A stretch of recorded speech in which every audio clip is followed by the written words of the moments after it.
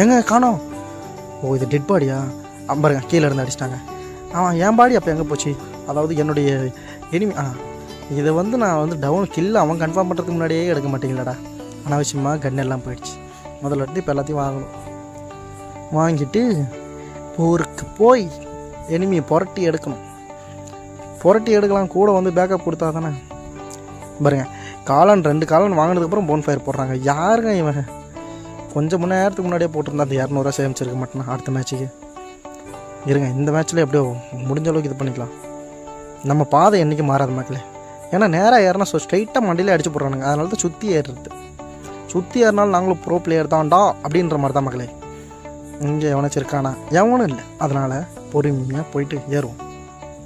இப்போ திரும்பி பார்த்துக்கலாம். இங்கே எவனாச்சும் இருக்கானா? எவனும் இல்லை. பின்னாடி பார்த்தீங்கன்னா நம்மளால் போட்டு குத்துன்னு குத்திட்டு இருக்கணும். பாருங்க அவன்ல ஒருத்தன் டெத் ஆகிட்டா நம்மளது ஒருத்தன் டெத் ஆகிடும். எங்கடா